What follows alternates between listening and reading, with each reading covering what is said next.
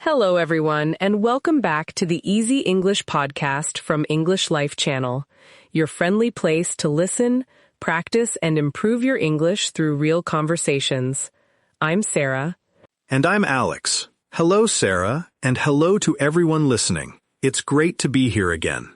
Maybe you're at work, resting at home, walking outside, having a cup of coffee, or traveling somewhere. Wherever you are, get comfortable and enjoy the conversation with us. I'm comfortable, Sarah, and ready to begin. Alex, can I ask you something? Of course, Sarah. What's on your mind? This morning, you said, my whole day is ruined. But it was only 9 o'clock.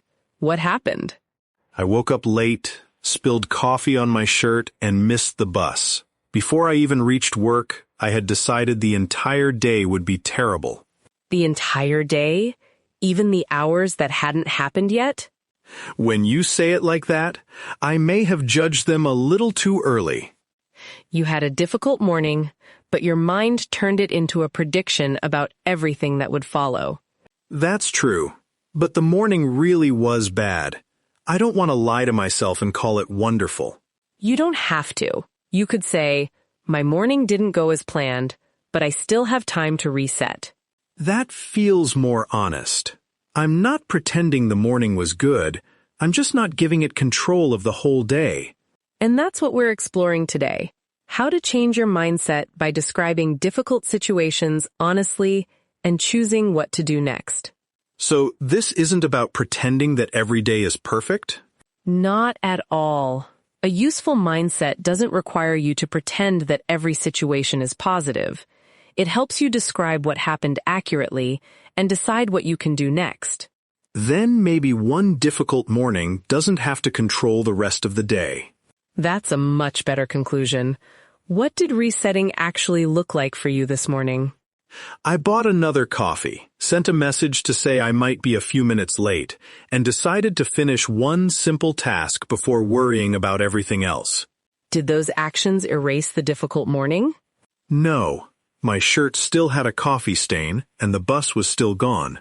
But I stopped creating new problems by rushing and criticizing myself. That is an important distinction. Your mindset didn't change the past. It changed your response to what had happened.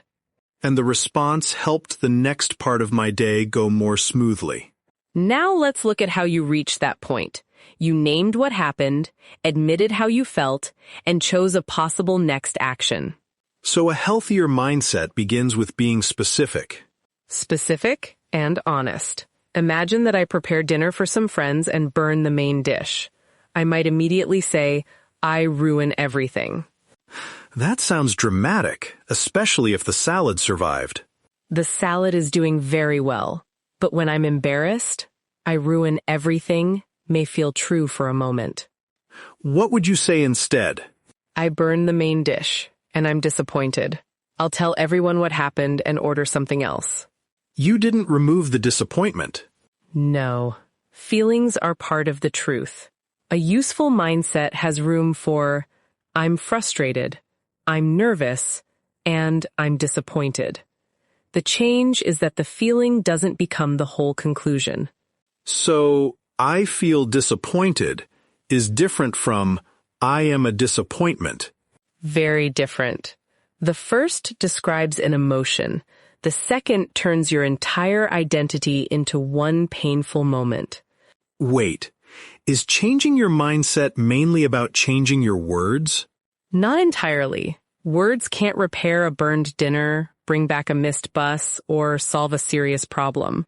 But language directs your attention. I ruin everything leaves no useful question. What can I do now points toward an action. The words don't perform magic. They help me decide what to do next. Right. Think of 3 parts. What happened, what is true right now, and what can happen next. Give me another everyday situation. You send a friend a message, but they don't answer for several hours. My mind might say, they're upset with me.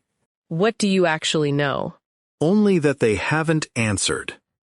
So a more accurate thought would be, They haven't answered yet, and I don't know why. good. Maybe they're busy, maybe their phone is off, or maybe they need time. You don't have to choose the most painful explanation when you don't have enough information. And I shouldn't choose the most cheerful explanation either. I don't know that everything is fine. Exactly. That is the difference between a useful mindset and forced positivity.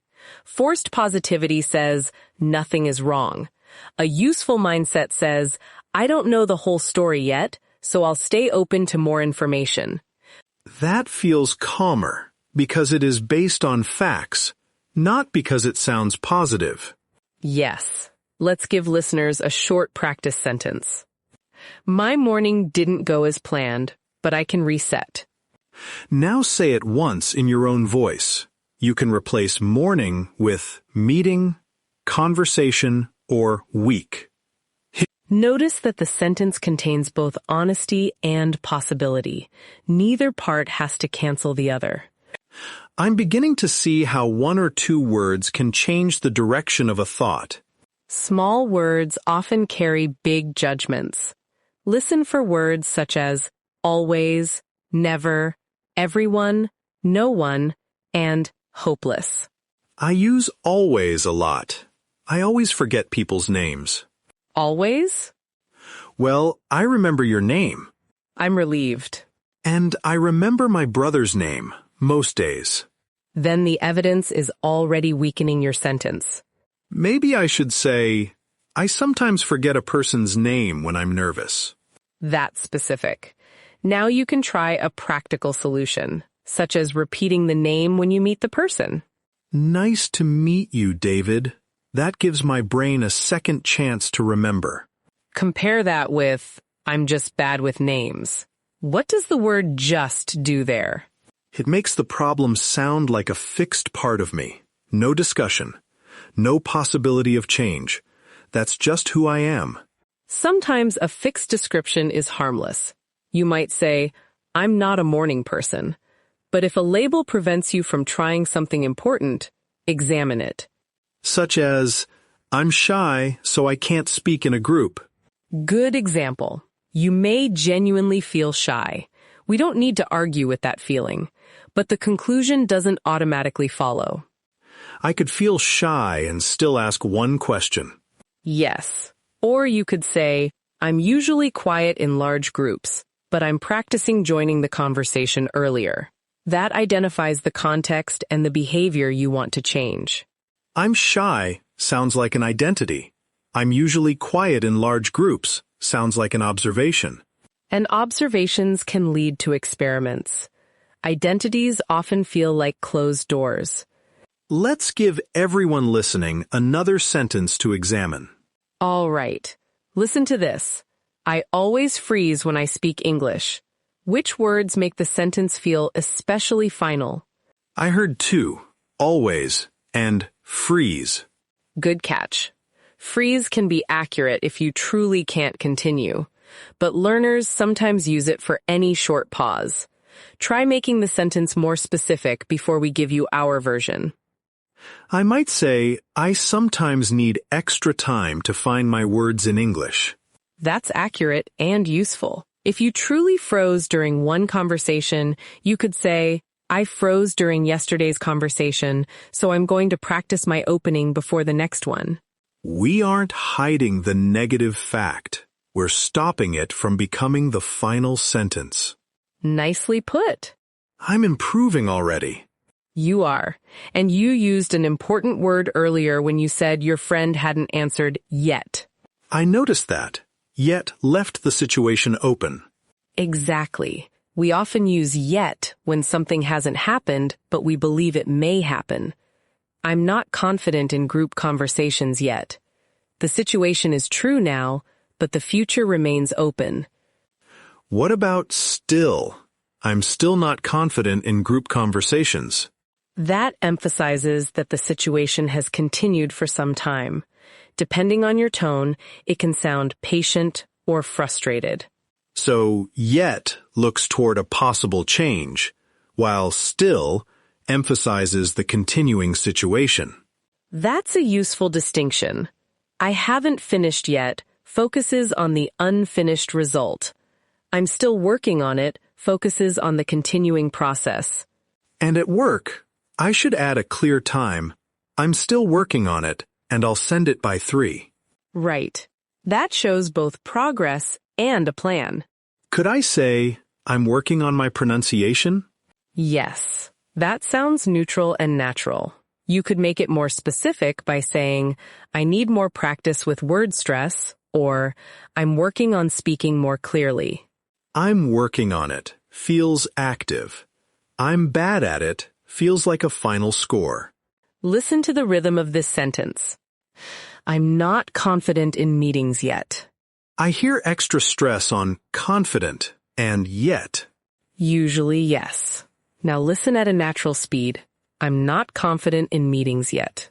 The lighter words move quickly, but the main message stays clear. Try the same structure with something from your life. I'm not comfortable with phone calls yet. Or, I haven't found the right routine yet. What if I say, I'm not perfect at presentations yet? People would understand you, but becoming perfect is difficult to measure. I'm not as clear as I want to be yet gives you a realistic direction. Clearer, calmer, more organized. Those goals can be practiced. You're starting to explain the lesson now. I told you I was improving. Let's make the situation harder. You miss an important deadline at work. Can you tell your manager, I'm not good at deadlines yet? No. That sounds as if meeting deadlines is a hobby I started last week. It also avoids responsibility. A growth mindset doesn't mean escaping the consequences of a mistake. Then I need to state the fact, explain briefly, and give a plan. Let's role play it. I'll be your manager. Alex, I expected the report this morning, but I haven't received it. I'm sorry for the delay. I didn't realize how long the research would take. I've completed the main section, and I'll send the full report by 3 this afternoon. Good. You admitted the delay and gave me a specific time. Now I know what to expect. I didn't say, don't worry. I have a positive mindset. Please never say that to a manager who is waiting for a report. Noted. Now suppose the report arrives at 3, but your manager says the conclusion is weak. I might feel defensive because I worked hard on it. That reaction is human. What could you say before deciding that the entire report is a failure? Which part of the conclusion needs more support? Good. You're turning a broad judgment into a request for usable information. But sometimes failure is the correct word. If I take a test and don't pass, I failed the test. I agree. We shouldn't be afraid of accurate language. I failed the test reports an event. I'm a failure turns that event into an identity. I can't change yesterday's result, but I can study why I missed the questions. A useful follow-up is, what would I do differently next time? Why would instead of will? Both can work. What will I do differently next time? Sounds like a firm plan. What would I do differently? Sounds more reflective while you consider different options. At work, I might say, the presentation didn't go as planned. I rushed the examples, so next time I'll rehearse that section with a timer. The action matches the problem. Try harder would be too vague. I say that to myself sometimes. It sounds serious, but it doesn't tell me what to change. A better question is, what will I do differently? You may need to begin earlier, ask for feedback, simplify the task, or practice one difficult part. The action should be something I can actually see myself doing. Right. Let's try a non-work example. You plan to exercise 4 times this week, but you only exercise twice. What is the harsh version? I have no discipline, and I'll never follow a routine. And the accurate version? I exercise twice instead of 4 times. I'll choose 2 realistic days for next week before adding more. That accepts the result without turning 1 week into a permanent identity. There's one problem. In a stressful moment, I don't always have a calm sentence ready. Then you don't have to answer immediately. Can I really pause without looking weak? A thoughtful pause can look more responsible than a defensive answer. You can say, "Let me think about that for a moment." That sounds neutral. It is. With a friend, "Give me a second" may sound more natural. If you need longer at work, say, "I'd like to look at the details. Can I get back to you this afternoon?" So a pause can be a communication skill, not just empty silence. It tells the other person what you need and, when necessary, when you'll respond. What about "I need a moment"? That often carries more emotion. It can be useful when you're surprised or upset. Tone and context matter. Let's test these phrases. Your friend suddenly changes your dinner plan. Give me a second. I'll check whether the other restaurant has a table. Natural and practical.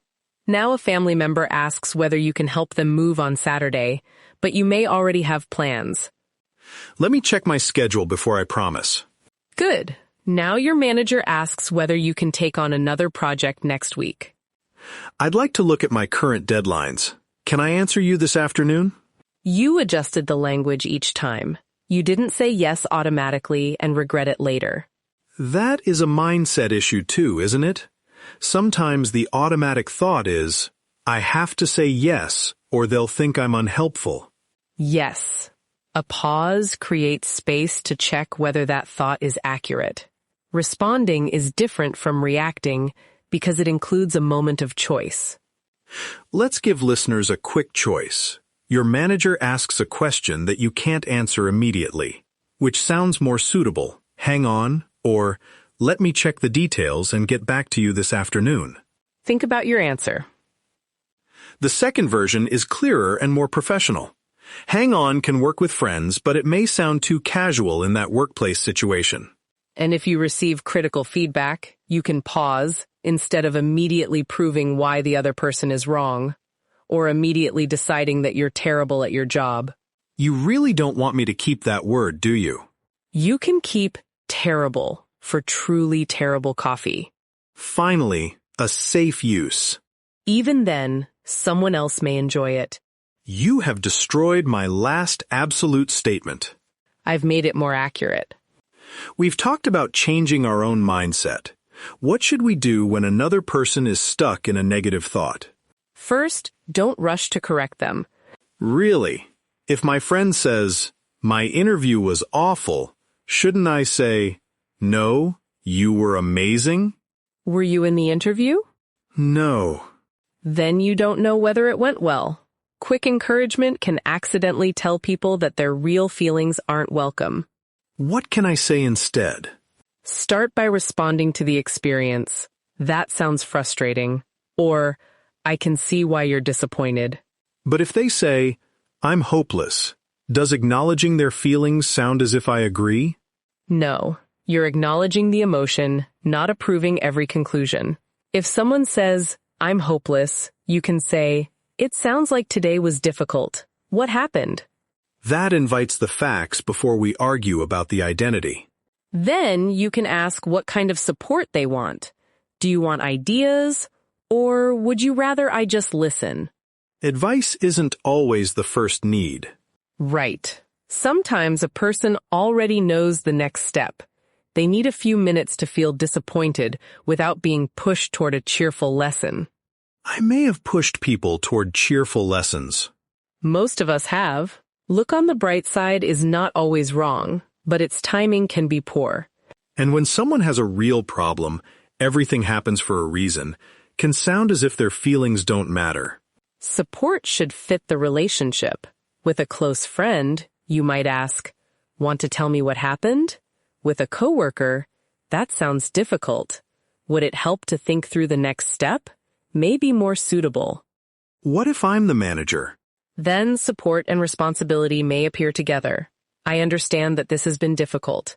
Let's look at what support you need and what has to happen next." Warm but not vague. Do you want to practice being the supportive one? Give me a situation. "I spent the weekend planning a small birthday dinner, but 2 guests canceled at the last minute. Now I feel as if all that effort was pointless." Don't worry. Everything will be perfect. Alex. I heard it too. Let me try again. That sounds really disappointing after all the planning you did. Do you want to talk about it, or would you like help adjusting the plan? Much better. I'd like help adjusting it. Then I could ask, would you still enjoy having a smaller dinner, or would another day feel better? You acknowledged my disappointment before offering solutions. I also didn't agree that all your effort was pointless. I waited until I understood what you needed. That distinction matters. Supporting someone doesn't mean confirming every negative conclusion they make. If a close friend keeps insulting themselves, can I challenge the language directly? Yes, if the relationship allows it. You might say, I understand that you're upset, but I don't think one mistake proves that you're useless.